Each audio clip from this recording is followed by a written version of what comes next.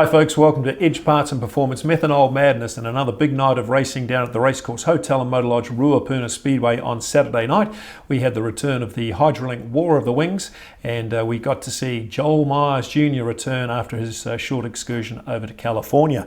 AJ, welcome to the show, mate. I know you're part of the War of the Wings. It was pretty good racing again. Yeah, great to be here, and it was a really good night's racing, wasn't it? And especially when you look at what the weather did to us early in the day with a lot of rain and so on. But you just sensed that if they could knock that track into some sort of shape, we'd have a real barn burner, and we did. Yeah, the hard-working committee getting that race meeting up and running with all the odds stacked against them. Joining us again is Louise Smith on the video link. Hi Louise, good to see you, and what were some of your highlights from Saturday night? Thanks for having me, Craig. Yeah, it was a great night of racing all round. I think all the classes put on a really good show, especially, as AJ mentioned, with the track kind of dealing them a tricky hand at the beginning. But we've got plenty to cover tonight, so I'm looking forward to it. Well, let's get straight into it, folks. Of course, it's Crash of the Week, and KH Fabrication brings this to us. You break it, he'll fix it. And not really a crash here, AJ, but just a big moment for Jacob McIntyre. We're watching the blue car at the back there going into turns 1, and that brake rotor glowing, and he almost lost it, but he managed to hold it all together. What do you make of that? Yeah, he had the tiger by the tail, didn't he? And he's one of those sorts of drivers, he's never going to leave one scrap on the plate. And, he was very, very lucky. You just see it absolutely balancing on that right rear tyre. And then he gets out and puts his foot hard up it again. That's about as far as you can get with a sprint car before disaster sort of awaits you. And as you just said, right up on one wheel there. And I'm sure he had the frighteners going on, but with that brake rotor glowing there, he was certainly trying a different driving technique in the weekend. Okay, time to move on to the Pro Ben review of the night. And the first class we'll look at is the quarter midgets. Louise, this is your area. How did you see it on Saturday night?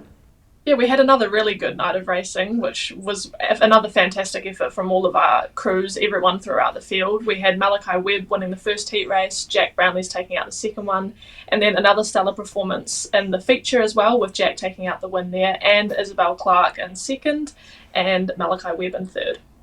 Yeah, good to see Isabel Clark continuing with that good form. She was so disappointed not to win the feature the previous week, but she really had that car going really well on Saturday night. A couple of other notes there. Jack Brownlee's had the fastest lap time, which he happened to pull out in the feature, and that really broke all the hearts of the other drivers. He pulled out an 18.89 second lap on his very first lap, which really gave him at least a 3 or 4 car length lead, and he was never to be touched afterwards. Others to perform well. Good on you, Brodie Morris. You're really poking your nose up there. Good to see you going well. And Ben Everett getting a nice fourth there and doing some pretty nice laps as well. Time to move on to the TQs, and a very controversial feature here. We had the TQs going pretty well. They were a bit shortchanged over the night, having to get out to the track fairly early at times, and a couple of TQs being locked out. So there was fireworks inside the pits and outside on the track. Going past the finish line was Scott Bailey, but he got disqualified for not weighing in later on, so that effectively gave Ethan Smith the feature win. And Louise, Ethan would be pretty happy to get a feature win. He did drive very well by winning a heat race, and he was one part of the best pairs with Cameron Soul. What was it like in the camp after the race? I mean, it's always really special to win your first TQ race, especially in your rookie season. So it's a feeling where we're really stoked with the result, and I know that he's pretty happy with it too. But winning on a technicality is not really how you want to do it. So our hearts did go out to Scott Bailey, of course. Just to lose it like that was pretty devastating for that team. So it was a shame for the Access Man team. But again, a win is a win technically. Yeah. So it was pretty cool. Well, that's on Ethan's record now, so his first feature win, but he did very well in that heat win, and that car was really honking along, which was quite good to see. But we do feel for Scott Bailey. Scott, we just hope that you can get yourself up and running again and get yourself another feature win. That Access Man car has been going pretty good all year, and just a shame how that all played out. Third was Tyler Warnock, and he was officially put forwards to second, and third being Aaron Finlay. A couple of other notes. Kyle Glover, fastest lap of the night, 15.8 seconds. Pretty good going there by the Glove.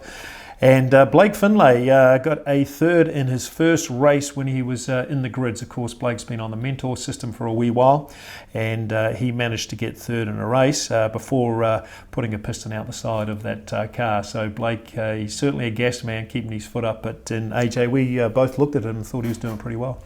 Yeah, absolutely. He's got some real natural raw talent, and right from the get-go, his very first night, the first race he did was a little bit, what am I doing here sort of thing. But boy, the second race, it was just, I'm here and I belong here. Absolutely. Good to see that talent coming through, just a chip off the old block from the old man. But good on you, Blake. Hopefully you can get that car up and running and we can see you at the next meeting. Time to move on to the modified sprints. AJ, what do you make of the modifieds? Modified sprints, really good even racing again. Harry McIntyre, he has impressed me a lot this season, and he's really sort of starting to put a lot of pressure on the likes of Craig Cox and so on. It's the consistency. He's been building all season long, and Harry would be pretty happy with his efforts this year. Yeah, well, Harry got his first feature win at Ruapuna, and he was stoked after the race, and mentioned how this new car that he's got's really performing well, and I think his confidence is pretty high as well. Second was Kate Warren in the 42C car. We don't often see Kate at Ruapuna, but every time she turns up, she's a real crowd favourite, isn't she? And she is. How good is Kate Warren when she gets behind the wheel? Yeah. We hadn't seen her for quite some time. Earlier this year, she pops up there, goes out there and pretty much cleans up. Don't see her for a few weeks. Back she comes. So, you talk about talent. That's Kate Warren. Yeah, absolutely. So Kate Warren driving the ex-Tom Lumsden modified sprint, which we used to see for years, just dominating all the races. It's a pretty old car now, but that thing is really going well. Brett Booth taking out third in that feature race. Just a note on the modified sprints. Fastest lap of the night was Brett Booth, 15.08 seconds. That's about 1 second slower than their lap time or their lap record. So a track wasn't quite as quick as we thought it might be. Time to move on to the V6 wingless sprints. AJ, how did you see it? Andrew Marker, he's just so dominant, isn't he? And he's giving the rest of the guys something to chase. Kirk Hawkins in recent weeks has sort of been getting close, and there was this little bit of domination in between them. But I think Marker put the flag back in the sand on Saturday night and said, I am the guy here. Yeah, he's going to be the favourite for the Rumble that's coming up at our next meeting, which we'll talk about soon. Matthew Phillips, good to see Matthew putting some real good laps there, and I made a note here that he crewed for himself, so he couldn't get a mate to come out to Speedway, but that's pretty hard going. You're doing everything from your tyres, your fuel and your setups, but he managed to go well. And Sam Johnson, don't we like seeing Sam on the podium? Yeah, just a young fella, and if there's one thing that I really want to start seeing from the wingless class is these young guys coming through, because when you look at the lineup and what makes the lineup down at Invercargill and at Cromwell, it's full of really young kids that are starting their Speedway journey. Perhaps Ruapuna were a little more structured to the guys that are ending their Speedway journey. We hadn't seen Sam for quite some time. Arrives back on the scene just a few weeks ago, and just such a good wee driver. Yeah, great family supporting him as well, and Dad and Mum are down there helping him out, and he really enjoys every lap at Ruapuna, so well done to you, Sam. Andrew Marker taking out the fastest lap, 16.31. He got within 0.4 of a second of the lap record. We know Andrew's really chasing that this year, and maybe he'll get his chance at the Rumble coming up. We'll see how that plays out. Okay, time to move on to the sprint cars, and it was the 6th round of the Hydrolink War of the Wings. AJ, the racing lived up to its name. Oh, it sure did. It really was a battleground there on Saturday night. The racetrack maybe just a little bit narrow to get the great spectacle, and every time the cushion started looking like it was going to happen, which some of those guys would have loved, they went and knocked it down. But that's how it goes. Joel Myers Jr., how good is that kid? And we'd just better lock that name away, because this is a name for the future.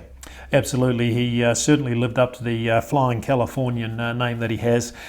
Joel Myers Jr. taking that feature out, followed by Jamie Duff and Connor Rangi. So that was the feature race, but that's not all that played out. Louise, how did you see it? Yeah, so the heats with the War of the Wings are always really interesting. It's where you kind of get to see some of those guys making their way through the pack, which is always good for the crowd and for the drivers as well, to kind of make some progress. So we had Davey Kerr, Connor Rangi and Matthew Levisage all winning heat races on Saturday night. Yeah, and there's quite a few other highlights. We might just go through these, AJ. Matt Honeywell in the dash. Wow, what a move he made around Jamie Duff in the very first corner. And he virtually had the crowd on their feet, only to find that he blew the diff up in the next corner. A devastating moment for the Flying Farmer. But Matt Honeywell's got some real pace in that car, and he had a disappointing New Zealand title where he thought he could get to second or possibly even first. How disappointing will this be for him just as he was making progress? Yeah, super fast, and that is the angriest sounding sprint car, the side of the black stump. I'm wondering whether that blown diff is a bit of a byproduct from the Nationals. Yep. You know, you can do so much once you take the car back into the garage and start working on it, but you know, if it wasn't for bad luck right now, Matt would have no luck. But man, when he is on form, he is just red hot. Yeah, it's good to see him getting really racy these days. I know he got a little quiet a couple of seasons ago, and he's really right back into it. And it's good to see you travelling around Ruapuna Speedway there, Matt. A couple of other drivers there. Chris Gerard, the Flash, driving the old Stephen Taylor car. He went pretty well. I think he got second in one of his heat races. Yeah, one of the heat races. Flash said, don't talk about the first heat race. He wondered what he was doing there. But I used to help Chris out a few years ago, and you know, just such a likeable guy. And we always knew he was talented. He came from a rallying background, and he got back into the sprint cars. I think he only found out on the Thursday night that on the Saturday he was racing at Ruapuna, and he did not look out of place. No, he really found his form fairly quickly, and I'm sure he'd be very pleased with his performance. Got that sprint car on the trailer all straight as well, and it's not easy racing in a Hydrolink War of the Wings race meeting. People are certainly going for it, and I think that's one thing I noticed, AJ. There's a lot of desperation. Jacob McIntyre just couldn't quite get on top of it. We've seen him in the crash of the week there, just about tip it up, and I think he got a bit unsettled and just couldn't get his driving rhythm down. Yeah, and it's not a criticism of him, but I think the pressure actually started to show. But, you know, down south of the border, they were really pushing the name there, you know, here is the winner of the War of the Wings sort of thing, and so on. And he was a little bit like that at the Sprint Car Nationals, you know, there or thereabouts, but just every now and again, something just didn't quite go right. Whereas the Matt Honeywells, you know, guys with a few laps under their belt, they can handle those situations, and it's a bit like the old gambler, you know, you've got to know when to hold them and when to fold them, don't you? And sometimes you've got to walk away from it, and he'll be a much better driver for this year's campaign, no doubt about that. Well, I've been a fan of his and for a number of years, and just watching him pull that wheelie and just about get that car upside down. I mean, most guys are backing off in half a second, but you can see the desire to try and power through some difficult situations. Keep at it, Jacob. We really enjoy your racing style at Ruapuna Speedway. Jamie Duff got the fastest lap, 13.48. Not quite as quick as we thought the track would get, but challenging at times, but he'll be pleased to get that. And he generally raced pretty well for his second position, but he got nowhere near Joel Myers Jr. Yeah, and that's the thing, you know, they've got someone to chase right now, and you know, when you got Jamie Duff and Connor Rangi, they perhaps got a little bit delayed by battling each other. While Myers, he just drove away from them, but you will notice that once they got into lap traffic, the Duff man, he started closing that gap there, and you know, he is in very good form, and you know, that little break that he took, I think, has done him and the team the world of good. And it's so good to see them not having those silly little mechanical issues that they'd been blighted with all season long. He was so fast at the beginning of the year, but there was silly stuff going on where little bits and pieces would break. And sometimes you just got to detune a little and, you know, give yourself a new hand of cards to play with. Yeah, exactly. Well, folks, we know that Joel Myers Jr. did take out the feature race, but after the break, we'll catch up with the man that brought him over to New Zealand. Triple X chassis are now in stock at Edge Parts and Performance. These outstanding sprint car chassis are winners with the World of Outlaws, proven in Pennsylvania, and raced on the bull rings of New Zealand. Edge Parts and Performance, proud stockists of racer-inspired, race-proven Triple X chassis and race components. The team at Edge Parts and Performance have got safety covered. They're proud stockists of Simpson safety products, helmets, head and neck restraints, harnesses, racing suits, gloves, shoes and more. Simpson safety products provide an unparalleled level of comfort, performance and protection. Come and check out their new range of Simpson suits, lightweight 2-layer SFI approved suits that offers flexibility and functionality all in one. They've also got the Red Devil carbon fibre lightweight racing helmet in stock. Well, it's another round of the Hydrolink War of the Wings, and I've run into Daniel Anderson. We all know Daniel's brought over Joel Myers Jr. to New Zealand this year. That was quite a find to get Joel Myers Jr. here. Daniel, how did you come across Joel? Up at Skagit Speedway, watched him race up there, and before I knew it, he was coming over, seeing Doug Roots over in at Skagit, come over to the trailer, got introduced, and the conversation went from there. So it was nice and easy for me. It's also good that obviously Doug's got a lot of contacts over there, and I'm sure there's many kids would just love to come over here and do what Joel done, or is doing. Well, we've seen a couple of drivers come out. You were the first to bring Buddy Coforth out to New Zealand, and he turned out to be an absolute sensation. I mean, who knows what his career was going to be back then, but did you see something in Buddy Coforth in the early days? Yeah, once again I got to watch him, and also we raced at Skagit Speedway. It was probably one of the last races I actually did, but once again, big credit to Doug, because he was driving Doug's car at the time. Yeah. So yeah, like you said, it's nice when you don't have to look too hard to find talent in the States. There's a lot of it out there. Well, we spoke to Doug Roots when he was here for the title, and he was talking about an abundance of young talent coming through the sprint car ranks in California. But clearly these two guys, I mean, Joel Myers has probably improved his racing by being out here in New Zealand, and it's hard to believe he's won every Hydrolink War of the Wings feature race that he's competed in. Yeah, you're right. He is talented, but him and Buddy are two very different kids at the time. Joel's 2 years younger. Buddy's just a machine. He was great to bring over here, but like I said, both kids are so different. Yeah. So tell me, you've pretty much funded both of these guys to come out here, I think it's fair to say. I mean, there might have been some assistance, but what's in it for Daniel Anderson to bring these young guys out here? What compels you to do it? Oh, we can understand doing it once, but you've done it twice now. I think it's good for the sport. If it drags the punters to the track, I think it's good for everybody. So, bit of a, yes, it does cost, but I think when you see kids like that, I think the enthusiasm is just never ending.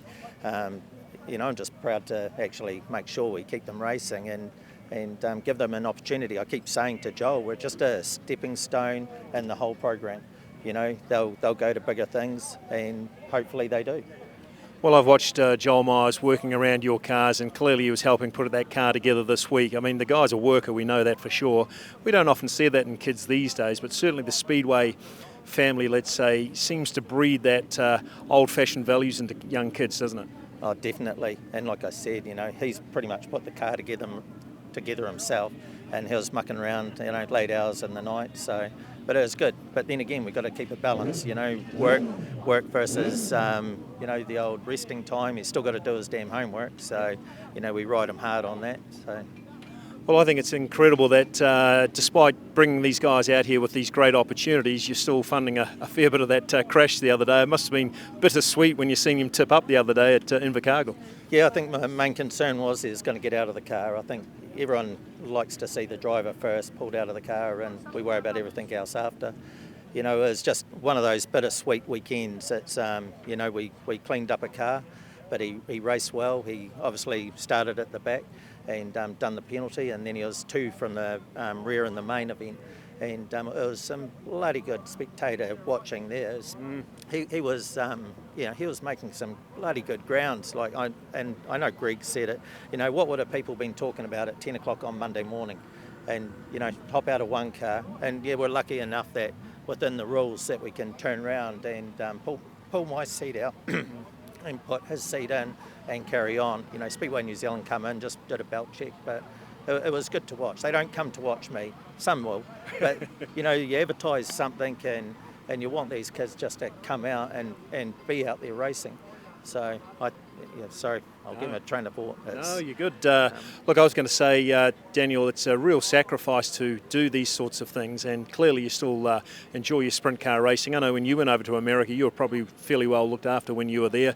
Lots of sprint car teams really seem to encourage others to come over to their tracks. They do. And one thing I was going to say was when I went to the States and we blew a motor, and old Jim Richmond was there at the time, and my motor got kicked to the front of the queue. And it's the same thing they would say, and has been said, we don't come halfway around the world to watch. We come halfway around the world to race. So. Oh, look, folks, that's Daniel Anderson, and, Ruapuna Speedway's got a hell of a debt to pay to him because of these outstanding American sprint car drivers that turn up and put the show on that we all enjoy. Thanks again, Daniel, for joining the show, and we'll look out for you, mate. Hopefully it goes well for both the 46C and the 44 T car. The 44T has to live up to last week, so the driver's getting older. He's just got to get his foot into it more. So, no, I really appreciate everybody out there that is giving us a lot of support, so that's good. Daniel Anderson, folks, and let's watch out and see how he goes tonight.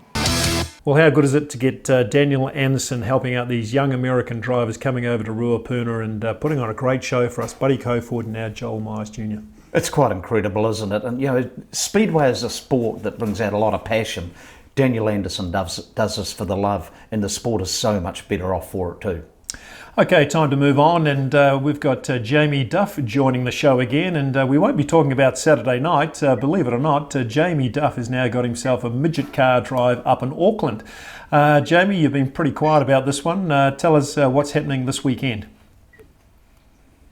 Yes, I've been invited to run the number 10 Greenway midget at Palmy for 2 nights, which is an amazing opportunity for a sprint car guy to jump codes and do a bit of wingless stuff. So sort of, I guess it all started from the fantastic weekend in the Lumsden midget, and it's grown from there. Yeah, that's quite incredible. We all know that you had Tom Lumsden's car, and you probably outperformed yourself, to be honest. It was some pretty good results. So I'm guessing you got a call, or did you make an approach to Greenway Racing? Well, we had the BSL guys in at the yard. Sort of everyone ran out of ferry crossings and places to keep cars, so we stepped in and helped out there, and they were part of that situation. So I guess a bit of communication started that weekend and discussed options, because we really enjoyed our time in the midget. And just a week later, Wayne Green rang and asked if we'd like to come and have a skid and see what it's all about. And that's the sort of phone call you just can't say no to. Well, your career's going off in all directions at the moment, and I'm sure it'll be possibly part of the Midas series. I'm not quite sure what the series is that you're racing in, but that's going to be pressure-packed for sure, mate, and you're going to have a very good car.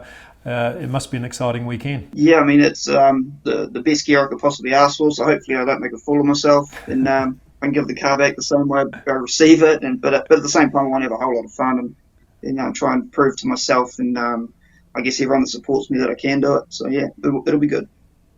Well, that's great to hear, Jamie. We certainly enjoyed watching you over that weekend, and we'll come back to you in a second. Jamie Duff and a midget, it's pretty intriguing, isn't it?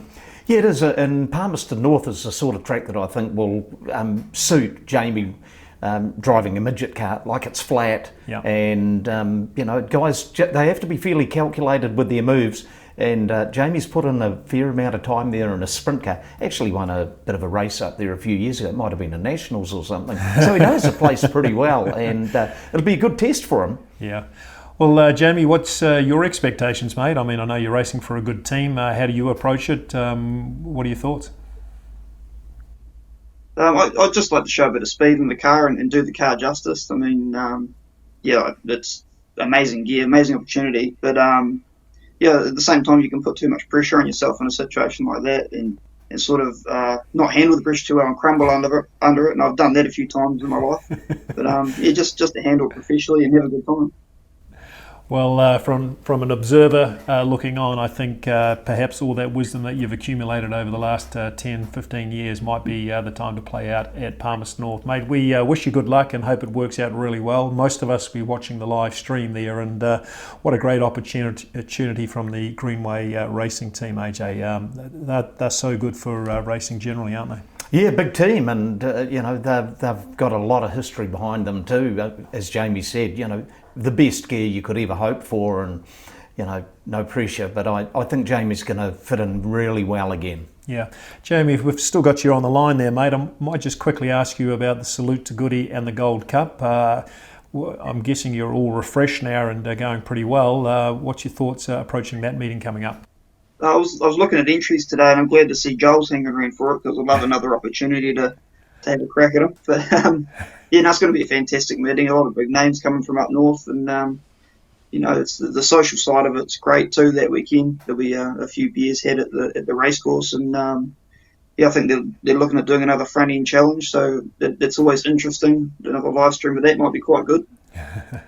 Well, certainly lots of things have happened through our involvement with the Racecourse Hotel. That front end challenge, which you and your dad put together, has turned out to be rather successful, and I think we could probably do a live stream. We'll see how that goes. I just want to ask you about Saturday night, mate. I know you were chasing Joel Myers down in the feature race. You were doing some very good lap times, but he just kept his nose out there, didn't he? What is it frustrating chasing somebody that quick? Yeah, it is, and it's one of those things. He's so clean and hits his marks. You've got to be consistent like that. We got to lap traffic, and it could have played out a little differently. The lap traffic could have run high, and I could have snuck in front, but that's just the game we play. That's racing. I think him starting off 2 was an advantage as well. With the track being faster in the top, and once he's sort of locked in on the top, I didn't have any option but to try and get moving on the bottom and use that as a passing opportunity. I just want to ask you about one other moment when Matt Honeywell put the absolute screaming outside pass on you, mate. Did that give you a fright? Because you looked like you'd absolutely nailed that corner. Well, that first corner of the dash was pretty exciting. It was just a shame Matt ended up with driver issues or whatever, and I ended up just about driving over him. But yeah, no, it was good to see him up there. He's definitely spiced things up this year. He's picked it up another level. He really has, and I remember in my very early days of racing, it was you and Matt Honeywell in the modified sprints going toe-to-toe. You were just a young fella, and I remember you never took your foot off the accelerator. Yeah, from memory, I think I melted a couple of motors doing that. I should tell the story of your brother Steve, and I've told it on the commentary before. I remember Steve had to get a special dispensation to race the modified sprint. I don't know if you remember this, but Speedway NZ in their wisdom gave him 4 laps, and he rode the wall 3 times, and they said, yep, you'll be perfectly fine. So it was certainly fun days back in the modified sprints, and good to see you and Matt Honeywell progressing well. Thanks for joining the show, Jamie. It's great to get your insights, mate, and we'll catch up with you possibly next week if you have a good result. Good memories of Ruapuna Speedway, mate. Oh, exactly. And how neat is it when you've got guys like Jamie and Matt Honeywell who have come through the ranks together, and man, they are just so competitive with each other and so on. And the changing the guard is slowly but surely happening. With a lot more younger drivers coming through, but you've still got these guys that got a few more years to go, hopefully, and a lot of laps under their belt that are just out there giving it everything. They're keeping their foot hard up it. Absolutely. Well, look, folks, we're going to take a quick look at the Midget Car Championship that happened at Stratford this weekend, and Louise, I might get your view on this. Hard to believe, Michael Pickens, 10 times New Zealand Midget Car Champion now. Yeah, well, once again, as we kind of alluded to last week, the weather was not looking promising for Stratford, so they actually made the unique decision with the vote of the drivers and the officials to run the entire championship on the Friday night, which was great for us Ruapuna people because we could watch the whole meeting, but it was really, really cool to see how quickly they adapted the format. The track stayed pretty well considering all the weather that they've had up there. But yeah, again, Michael Pickens is the one to beat. Yeah, it was a very tiresome meeting. They started at 3 o'clock and actually finished their meeting at 11 o'clock at night. So you really had to like your midget car racing to see that event right through to its end. But probably the right decision. Not sure how Saturday did play out for Stratford, but after their first rain out, they really would be pleased to get that result in. So the official result, Michael Pickens first, Brad Mosen second, Max Guilford, Mad Max Guilford, who we've had on the show, took out 3 NZ again, so he'll be pleased with that, AJ. And it was the last lap pass for Michael Pickens to win it. Yeah, look, so many championships are sort of won and lost with lap traffic, and it would be a fairly bitter sort of moment for Brad Mosen. He had dominated, and Michael Pickens, he is just a master blaster. Gets into that traffic. He basically had one opportunity to nail it, and he did. And how often do we say the lap traffic is the game changer? Sometimes it plays out, sometimes it doesn't. And this time, yeah, it played a very big hand towards Michael Pickens winning. You've got to hand it to him, he is the greatest. Well, I'll tell you what, AJ, I think he's the best midget car driver ever, and that's staring Barry Butterworth right in the face. And I think it's obvious to everybody that with 10 New Zealand midget car titles, international feature race wins, and the ability to adapt to just about all disciplines these days, Michael Pickens would have to be the absolute living legend. What are your thoughts on it, mate? Yeah, look, it's a bit like comparing Colin Meads against Sam Whitelock. The sport has changed. You'll have people in their 80s and 90s saying that Frank Brewer was the very best. And I was lucky enough to see Barry Butterworth in his absolute prime. To be quite honest, and I'm a huge Butterworth fan, to be quite honest, the standard of equipment when Barry was in his prime, you sort of had 4 or 5 cars that were just way out there with Offenhauses and Chevy 2s and so on. And then you had Holdens and Studebakers and that sort of stuff as well. Yeah, the sort of field was the highest points off the back or fastest off the back. But, let's say it was, the better drivers started off the back, so they had to work the traffic. And then we had Ted Tracy come along, and we all sort of thought, okay, Barry's on the decline, you've got Ted Tracy. Before that, you had Trevor Morris and Barry Butterworth just going hammer and tongs all the time. So you get Ted Tracy and the Volkswagen days and so on, and everyone starts saying, he's the greatest. And, T-Bone Ted was just so good. And, when you start lining them up, when I actually had Ted Tracy, when I wrote the Butterworth book, Ted and I had a discussion, he wrote the foreword, and Ted said to me, and this is like 10, 12 years ago, he said, start taking notes on Michael Pickens. He is going to be better than the lot of us. Wow. And so Ted Tracy saw that. And, sort of these days, the standard of equipment is very, very level. And Michael is very lucky. He's always had very, very good gear. But natural ability and seizing the moment. He wins more by seizing the moment than loses by losing the moment. Yeah, he's certainly got the right temperament to be the best sprint car and midget car driver we've seen for a long time. Louise, your thoughts? Yeah, absolutely. Obviously, winning 10 national championships is an incredible feat, and it's very cool to kind of witness that history happening. But for me, I think one of the coolest parts about Michael Pickens winning another New Zealand title was actually that he was featured on breakfast on Monday morning. So not only was he on the show, he was in the studio, he had the trophy with him, he had his helmet sitting on the seat with him. And I think that Speedway making it into mainstream TV like that is so important for our sport. So it was a really proud moment, I think, for the whole Speedway community to kind of get that recognition on national television. Yeah, well said. It's always been difficult to get that mainstream coverage, but more often than not it's because we've had a major crash of some sort. But good to see Michael Pickens picking up his 10th New Zealand Midget Car Championship. Well, time to move on to the Pro Ben preview of the next meeting at Ruapuna, and of course that'll be the 14th of April, which is the Salute to Goody Sprint Car Series, which is quickly followed up by the Gold Cup on Saturday. A big weekend of racing, AJ. What can we expect? Well, I think we're going to see some fireworks on and off the track, aren't we? A really good, strong field have entered the sprint cars. You've got Jonathan Allard coming back, and he's going to be up against young Myers. And then from up north, you've got Jamie Larson and you've got Jamie McDonald. They're past winners of the Gold Cup and the Goody, and Stephen Taylor, of course. Mad Max Guildford, maybe one or two others if they can get across the Cook Strait are going to come down for that one as well. Big weekend for the locals as well. It's their last chance.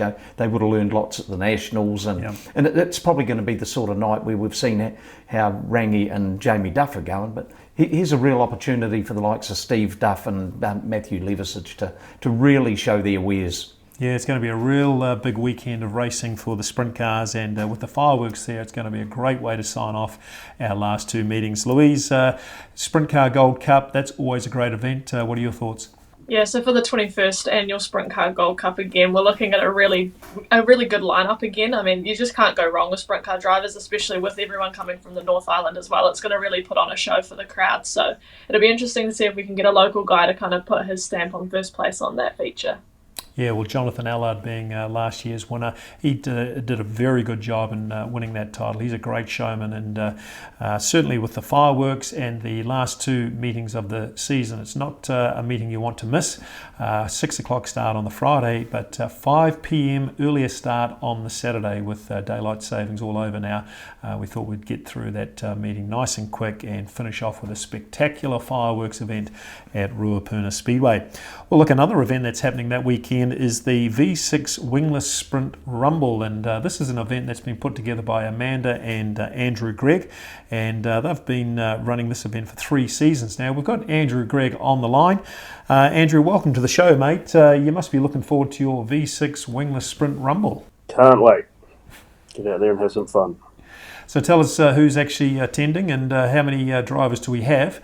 Have we got any North Islanders coming? Yeah, we've got 26 cars entered. We've got 3 coming out of the North Island. We've got the defending champ of Luke McClymont. We've got Paul Smith coming back down from last season. And a new one coming out of the North is Laurie Pedersen. Laurie Pedersen, that's I think good to I see. pronounced that correctly. And is it true that Paul Smith is the sponsor of the event, or is it a business that he owns? Smith Racing is our sponsor for the season, which is he's been our sponsor for the last 2 seasons. This will be his 3rd time sponsoring our event. Yeah, he's a great supporter of the V6 Wingless Sprints. Now, we know you guys don't have a national title, so would this be the biggest event that the V6 Wingless Sprints compete in each year? Oh, we have sort of local events which are quite big. You got the racing down in Invercargill when they have their big event on. You have the big event at Cromwood Easter, and then we do our Rumble, which is our 2-day event that we run. So we've got the 3 tracks in the South Island, having a good decent run. We're getting some good numbers at. So what can we expect on Saturday or Friday and Saturday night? What's your format, mate? Is it a number of heats and a final, or how does it all play out? We're running 4 groups, so we'll be running 3 heats each on the Friday night, and then mixing the grids up again for the Saturday night and repeating it again. So I'll be running over 6 heats for points. Good stuff. Well, look, always good to get your thoughts there, Andrew. Thanks for joining the show. This V6 Wingless Rumble has actually produced some pretty good racing over the years, hasn't it? Oh, last year was particularly spectacular, and what an opportunity to showcase the class. Lots of young talent there, some old dogs of the dirt tracks there as well, and it certainly does sort of just lift the whole level of it. Exceedingly competitive, and when you got Luke McClymont in particular coming down here, to me this is the national championship. Yeah, well, I'm looking forward to that rivalry, which I think we could safely say is going to be Andrew Marker and Luke McClymont. I'm sure Shooter Hawkins will have something to say about that, but those 3 drivers have certainly been the most consistent this year, and we'll look forward to some of their racing happening on Friday and Saturday night. Well, look, folks, time for final thoughts. AJ, we're getting very close to the end of the season, mate. Final thoughts for you? Final thought, I'm just loving racing in the dark. It just adds a completely different sphere to the whole deal, doesn't it? And if you haven't been out there in the later part of the season, you're really missing something. That the track sort of has that little bit of moisture in it and so on, and it just looks better in the dark. Maybe we should start at 11 o'clock on Saturday nights in the summer. For me, final thoughts are great to see Ruapuna rising again and becoming popular like it was in the 80s and 90s. We're getting good crowds down there now, and there's a real show atmosphere starting to formulate with good racing. Generally, we have fireworks every night in a smaller version, and these spectacular fireworks nights coming up at our next meeting will certainly be great to finish the season off. Louise, what are your final thoughts? I'm just looking forward to what we've got coming up. It's the first time in several years that I haven't gone racing over Easter weekend, so I've got no choice but to look forward to Gold Cup weekend. So I'm very excited to kind of see what we can pull out for results-wise and just put on a show for everybody. Well, there you go, folks. You need to get down to the Racecourse Hotel and Motor Lodge, Ruapuna Speedway on Friday the 14th of April and the 15th of April, that's Saturday, for the Fireworks Spectacular, the Salute to Goody and the Gold Cup. But until next time, keep your foot up it.